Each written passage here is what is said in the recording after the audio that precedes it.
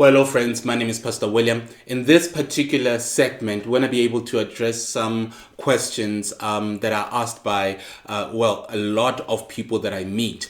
And they want to be able to understand a few things about the Bible. And this segment is dedicated to them and also some African spiritualists who want to be able to be converted to Christianity, but really don't understand the whole issue of the Bible and how it came to be. So this next 5 videos are meant to assist them so they can be able to understand the historicity and the inspiration of particular things attaining to the Bible.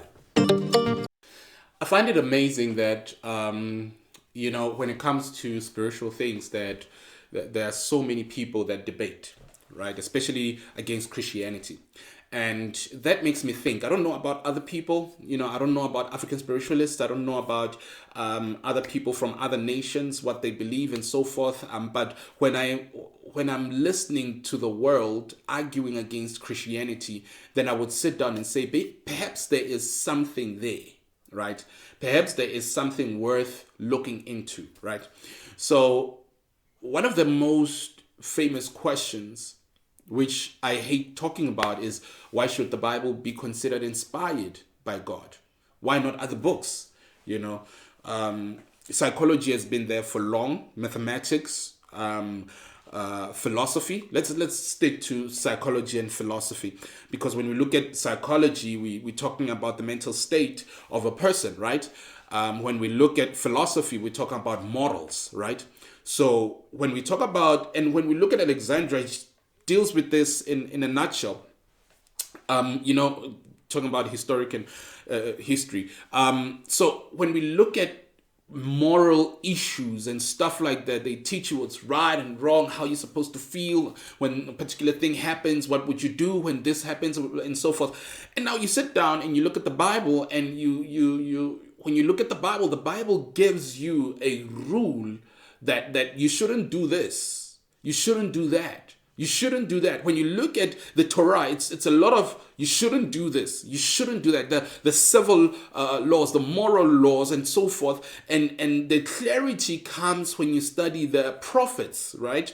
When you start from the King Saul and going down, and you realize that actually the reason why there's a lot of you shouldn't, it's because God was preparing us being part of the nations in the world, right? That we have certain laws that we observe. We are clean. We preserve ourselves. We worship the one true God, and so forth. So that in itself helps us in our moral sense, right? How to live with one another and so forth. So why not consider philosophy as well as inspired?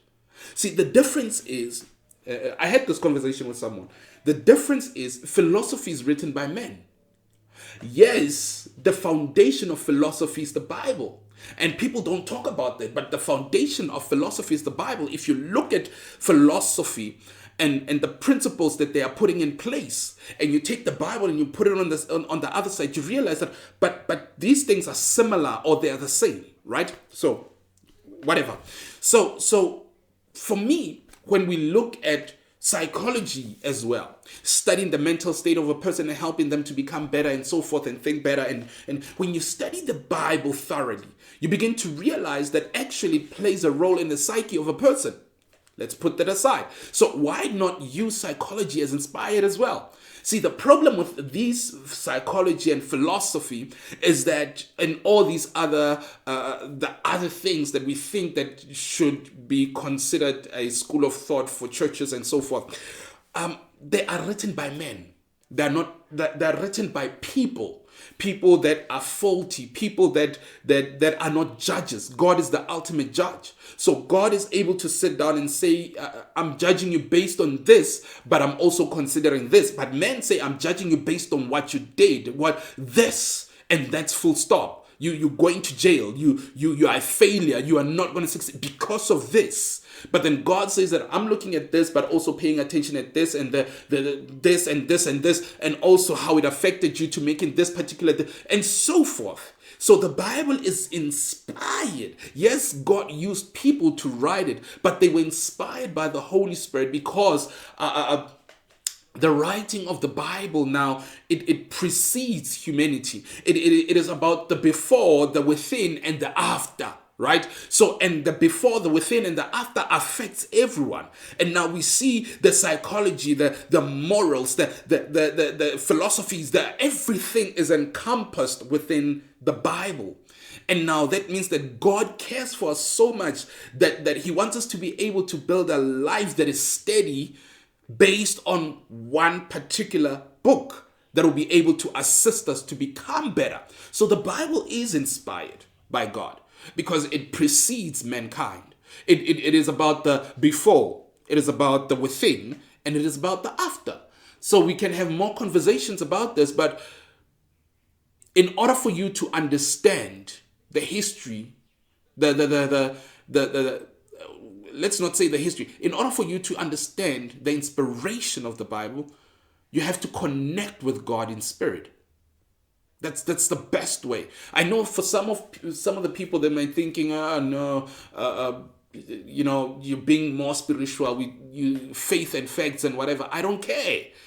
If you want to connect with God, then you will understand the Bible. If you study the Bible with an open heart and you encounter God, then you'll be able to understand why we say that it is inspired by God.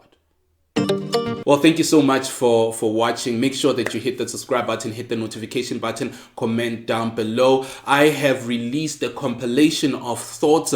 I want you to be able to buy, check it out. It's called Why Africans Hate Jesus Christ, African Spirituality versus Christianity. Make sure that you buy it so that you can be able to learn a thing or two regarding our history. Thank you so much.